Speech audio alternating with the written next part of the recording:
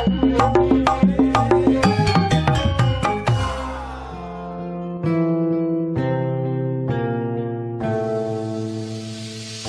Acep mawa si Uten ti Pahadi jeung ti Bu Mirda teh manehana ngabogaan rasa dendam. Paingan pisan atuh. Si Uten hayang disunatan oge henteu disunatan. Si Uten hayang sakola ge henteu disakolakeun tetela geuning kakarek apa jeung kabuktian ayeuna mah. Yen si Mang Acep ngabogaan rasa dendam nyeri anu geus mang tahun-tahun dilana. Cep, ini kesempatan, Cep. Sebuah kesempatan kita untuk menyerang musuh. Dalam strategi perang, rumus saja ban baheula. Tama mah rumus mau hafal. Anu ayeuna we ayeuna anu bener we Kim, urang kudu komat tina kanan ayeuna. Seperti ini. Di dalam sejarah, tong mah sejarah. Apa jelas? Dia nu jelas kumaha ya urang lekan ayeuna. Seperti ini. Acep tetap harus tegas. Tidak boleh ketemu sama Bu Mirda. Amun si Uten tepi ka maotna kumaha? Nyakeun bae dah, pengen bulak maneh. Dang, akalan lah. Urang ulah panggil jeung Deni penting ayeuna mun bisa. Jadi bapana ulah ngomongkeun Acep. Perdi lah bejakeun aing ngaranna atuh. Bapana ieu korban mung panggih, sing ngamuk nyakin kitu nyakin. Betul. Ada dua syarat yang harus ditempuh sama orang yang nabrak. Ya, bejakeun mending polisi, mending laporan ke meja hijau, mending ieu dibawa ka hukum, nah mending mayar, gitu. Loba duitnya pasti mayar. Aing gua bener-bener halus balik. Aing ayeuna teu duitnya. Cek Mang Dadang harita bari cengkat. Keheula. Ieu sarojeng bisnis. Untung sama untung, rugi jangan sampai.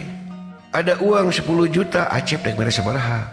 Kadang sok nu jelas teh enak ini. Urang mah sok we lah, da urang mah jeung my brother. 3A, one hat, kan urang mah sate Kim. Bagi-bagi we lah. Gelo pisan joy euy. Jelema nu tiluan eta bejad kacida geuninganan manehanana rek ngamangpaatkeun tur ngaruksak Bu Mirda jeung Pahadi. Mana manehna geus misahkeun indung jeung anak nu sakitu taun dilana. Kela dang di kuladang. Geus kitu Mang Dadang tuluy diuk deui. Kim, ieu bisi ieu mah ieu kan ieu aya sakut paut jeung si Deni ieu tukang ojek teh. Bisi si eta sakali waktu nyaho kumaha? Begini. Adang memberikan sebuah ancaman. Langsung Adang ngomong, Deni ku campur muka Rusia ngaranna Acep, Akim, Adang. Deni kaki pencit euy. Kak pencit lah. Nya anu teh Kim. Iya. Di dalam strategi perang kita harus berani mencit gitu. Ini ancaman gitu. Beri ancaman yang keras. Wah siap ayo lah orang mah. Aing teh Cep hayang panggil jeung pamajikan maneh. Eueuh, pamajikan aing geus diserakeun. Aing boga duit 10 juta. Ieu kudu jadi beunghar aing teh nyakin. Yang luar biasa. Urang ngecelakeun Cimata di bibir tetep urang watir jeung karunya kasih Uten. Geus kitu mah atuh jeung urang buru-buru ninggalkeun tempat-tempatan bisi kaburu katohian ku Mang Dadang. Pikiran urang, ieu urang hayang ngebongkar kabohongan maranehna tiluan. Didinya urang pinu ku rasa emosi kesel jeung keheul ku kalakuan tilu jelema eta nu geus ngaguna sika jelema nu teu tuah teu dosa. Teka catur di jalan urang anju ka pangkalan ojek. Tekung sila Mang Dadang datang bari ngagedig. Den, hampura nalila Den. Teu naon Mang. Kumaha Mang Acep teh daekeun? Aduh, Den. Mang, tepikeun ka nyemah-nyemah, Den. Ayo, teh mah aya Mang Akim teh. Dirayu ku Mang Akim. Mung. Geuning Den eka keheul ka si Uten cenah. Tiulah ting naon tapal Mang tapal mah. Kana ka keheul we. Nya kan bahaya tuh Mang. Mung dibawa. Mung, kumaha nya? Bae tuh Mang, mungkin mah urang hayuan ka Bandung deui we atuh. Sugan itu solusi. Ayo. Siap. Mang Dadang tuluy mokeun pantau mobil blue satu Mang Dadang ge asup, urang ge ngilu asup. Diuk urang dina jok mobil gigireun Mang Dadang. Mobil disadakeun tuluy mundur, tekung sinilah belenyang atuh mobil ngabelenyang Mang Dadang nincak gas, tarik pisan ninggalkeun kampung urang. Sajroning perjalanan urang mikir bingung jeung bingbang. kudu kumaha jeung kudu naon dilakukeun ke urang. Urang keur bengong bari jeung melong kosong Mang Dadang pok cumarita. Den, lain ieu mah Den nya Den, ampura ieu Mang ampura. Ieu kan rahasianya Den. Mang Wawu jeung Sasep kan rahasia ieu. Terus Mang Wawu jeung Deni kan rahasia. Jadi Bu Mirda ulah apa? Lamun ieu punten Den, punten pisan. Ieu mah lain Mang tadi si Acep.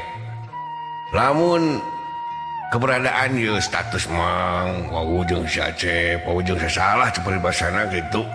Nya Deni sing karunya lah ka indung bapa gitu. Nah Mang naon jeung ka indung bapa? Nya kan Deni mah di luar tapi ka indung bapa di imah bisi aya naon lah jeung indung bapa. Gebeg teh urang ngagebeg Joy. Tayuhna ieu bener dibayangkeun ku urang teh geuninganan ngucap pisan ti Mang Dadang. Mun urang ayeuna mukakeun ieu rusiah ieu pastina indung bapa urang diganggu. Tuluy urang pok cumarita ka Mang Dadang.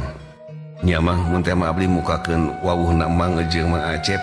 Nah maka jeung kudu ama ka indung bapa nya ama ka abdi we. Ieu rahasia Den. Hampura ieu. Sabab direputasi Mang sebagai supir. Bari jeung urang ngageder dina angan Joy. Amek anu gede ka Mang Dadang keur mah urang geus nyaho tadi. Naon nu diomongkeun ku maranehanana. Urang mah hare-hare jeung api-api teh apa oleh karena naon maksud jeung tujuan maranehanana. Padahal urang nyaho ti mimiti asup tepikeun ka Mang Dadang jeung Akim jeung sagala rupana, urang apal karena naon maksud jeung tujuan maranehanana. Tetela bener pisan bejat eta jelema teh geuninganan. Tilu jelema eta teh ngabogaan hati anu busuk pisan.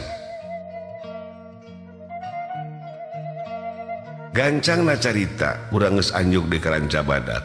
Reg mobil ngarandeg di parkiran Ranca Badak. Mang Dadang turun urang ge milu turun. Tuluy Mang Dadang ngoncian mobil leos atuh Mang Dadang ngaleos ngagedik ti dinya dituturkeun ku urang dek ka ruang ICU. Teu kacatur urang leumpang ti mobil gok atuh urang geus tepi ka ruang ICU. Teu lila ti harita Bu Mirda tuluy cangkat nyamperkeun ka Mang Dadang jeung ka urang. Pok atuh Bu Mirda nanya. Den, mana ramana uten teh? Meuni karunya pisan ka Bu Mirda anu pinuh harepan tur tangarep-ngarep bapana si Uten. Bu Mirda nanya ka urang tapi nu nemalan harita Mang Dadang, pok Mang Dadang cumarita. Bu punten pisan Bu. Abdi panates upaya lah cepet paus nama nepangan ka ramana Uten. Ternyata suping ka ditu nya abdi hampir balik ditenggelan Bu. Nah, ditenggelan. Nyo ngamuk kau deh. Oh, no, sebulan kurang. Nu jeung ditabrak orang gitu.